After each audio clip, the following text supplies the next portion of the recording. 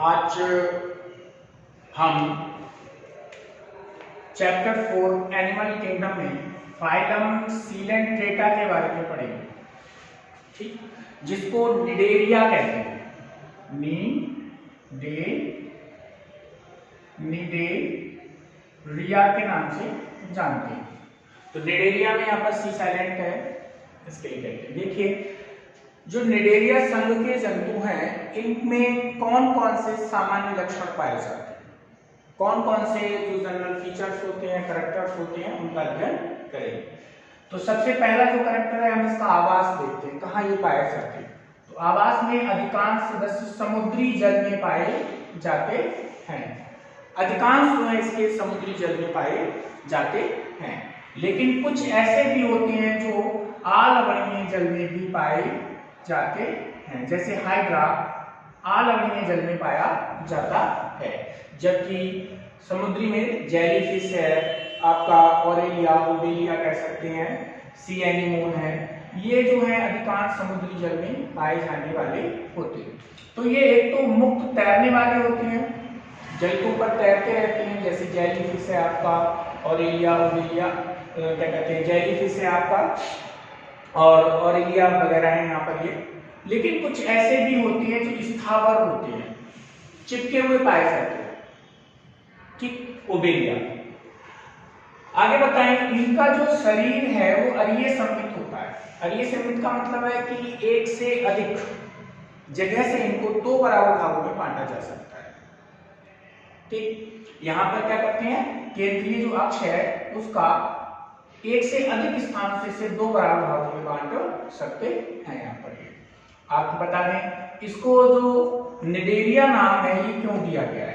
तो निडेरिया नाम देने का कारण ये है कि निडेरिया नाम देने का कारण ये कि इसमें दंश कोशिकाएं पाई जाती हैं, दंश कोशिकाएं पाई जाती है, नाइडोब्लास्ट। तो ये जो दंश कोशिकाएं ये कहाँ कहाँ पाई जाती हैं, स्पर्शकों में पाई जाती हैं और शरीर में पाई जाती है। यहाँ पर ये आपको पता है दंश कोशिकाओं का काम क्या होता है। दंश कोशिकाएं शिकार को पकड़ने का काम करती हैं, भोजन पकड़ने का काम करती हैं, इसके अलावा चलने में भी सहायता करती हैं यहाँ पर ये, और स्थानबद्ध खड़े रहने में भी सहायता करती हैं यहाँ पर। स्थावर मतलब उसको खड़े रखने में, किसी चीज को पकड़ने में भी सहायता करती हैं। अब अगर हम इनके शरीर की बात करें तो शरीर में यहाँ पर ऊतक स्तर पाया जाता है। इनकी कोशिकाओं में श्रम विभाजन पाया जाता है, समान कोशिकाएं मिलकर एक समान प्रकार का श्रम विभाजन करती हैं यहाँ पर। आगे, इनमें जो देह भित्ति होती है वो दो स्तरीय होती है। एक तो एपिडर्मिस बाहर की ओर होती है और अंदर की ओर होती है गैस्ट्रोडर्मिस, जिसको हम एंडोडर्मिस कहते हैं। इनके बीच में एक परत और पाई जाती है, इस बीच वाली परत को मीजोडर्म कहते हैं, मीजोगिलिया कहते हैं। क्या कहते हैं, मीजोगिलिया। तो इसको मीजोगिलिया कहते हैं। तो यहाँ पर एक परत और पाई जाती है जिसको मीजोगिलिया कहते हैं, ये इसका विशेष लक्षण है, यहाँ पर इन दोनों के बीच में पाई जाती है। इन जंतुओं में गैस्ट्रोवेस्कुलर कैविटी पाई जाती है। गैस्ट्रोवेस्कुलर कैविटी का मतलब ये हुआ, जैसे अगर हम एक हाइड्रा की बात करें, यहाँ पर इस तरीके से हाइड्रा की यहाँ पर एक बात करें इस तरीके से, तो इसमें जो गैस्ट्रोडर्मिस है इसकी कोशिकाएं एक कैविटी बनाती हैं, इसको गैस्ट्रोवेस्कुलर कहते हैं। तो इसी में भोजन जाता है और इसी में पाचन होता है और अपच भोजन इससे बाहर आता है। तो यहाँ पर क्या होता है, इसका जो उभरा हुआ जगह है, इस उभरी हुई जगह को हाइपोस्टोम कहते हैं। तो इसमें जो माउथ है वो कहाँ पर खुलता है, उभरी हुई जगह पर आकर खुलता है। तो इस उभरी हुई जगह को यहाँ पर हाइपोस्टोम के नाम से जानते हैं, ये हाइपोस्टोम कहलाता है। तो माउथ कहाँ स्थित होता है, हाइपोस्टोम पर आकर खुलता है। ये इसके क्या हो गए, स्पर्शक हो गए। अब इसमें माउथ भी एक ही होता है, ठीक, और एनस भी एक ही होता है। तो जहां से ये भोजन एंटर करता है, अपच भोजन वहीं से बाहर आता है। इसमें अंतःकोशिकीय पाचन और अंतराकोशिकीय पाचन दोनों प्रकार का पाचन इसमें पाया जाता है।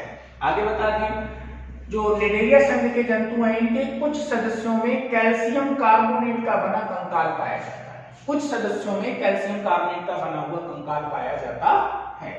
आगे बता दें, इनका जो शरीर है वो दो आकारों में होता है, एक होता है पॉलिप और दूसरा होता है मेडुसा। देखिए पॉलिप में क्या होता है, पॉलिप में यानी पाइप जैसा शरीर, जैसे आप देखेंगे हाइड्रा,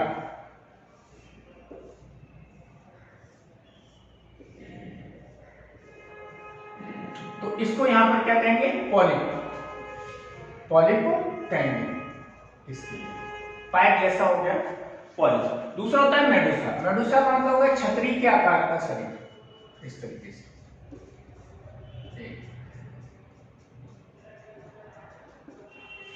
तो छतरी के आकार का शरीर भी पाया जाता है, उसको हम मेडुसा कहते हैं। अब यहाँ पर देखिए जो पॉलिप है वो स्थावर होते हैं, इनकी अधिकतर स्थानबद्ध रहते हैं, ठीक। इनका शरीर बेलनाकार होता है और एग्जाम्पल में आ जाएगा हाइड्रा, जैसे भी ये डायग्राम बनाया, ठीक। मेडुसा, मेडुसा जो है वो अम्ब्रेला आकार के होते हैं और मुक्त रूप से तैरते रहते हैं, पानी के ऊपर तैरते रहते हैं। तो यहाँ पर ऑरेलिया और जेली फिश, ऑरेलिया हो गई, इसके अलावा जेली फिश इसमें आती है। अब देखिए ओवेलिया, ओवेलिया में पॉलिप एवं मेडुसा दोनों अवस्थाएं पाई जाती हैं। यहाँ पर एक निडेरिया संघ का जंतु है, इसमें पॉलिप और मेडुसा दोनों अवस्थाएं पाई जाती हैं, लेकिन इसमें जो पॉलिप है अलैंगिक जनन में मेडुसा उत्पन्न करते हैं और मेडुसा लैंगिक जनन में पॉलिप को उत्पन्न करते हैं। तो इस प्रकार से यहाँ पर क्या हो गया, दोनों में पीली एकांतरण हो गया। तो यहाँ पर पीली एकांतरण पाया जाता है। तो यहाँ पर पीली एकांतरण भी देखने के लिए मिलता है। यहाँ पर ये आगे बताएं इसके एग्जाम्पल कौन कौन से हैं। फाइसेलिया, इसको पुर्तगाली युद्धपोत भी कहते हैं, पुर्तगाली युद्धपोत के नाम से भी इसको जानते हैं। एडमसिया, इसको सी एनिमोन कहते हैं।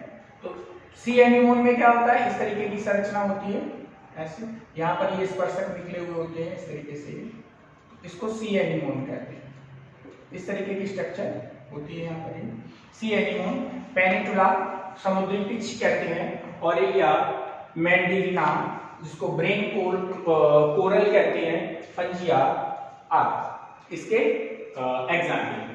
तो ये जो है कोरल यानी कि एक प्रकार का मूंगा, आपने देखा मूर्ति वगैरह में पहना जाता है, तो मूंगा भी इसी जो संघ है उनके जो प्राणी हैं उनसे प्राप्त होता है यहाँ पर। ये तो ये हो गए निडेरिया के मुख्य लक्षण।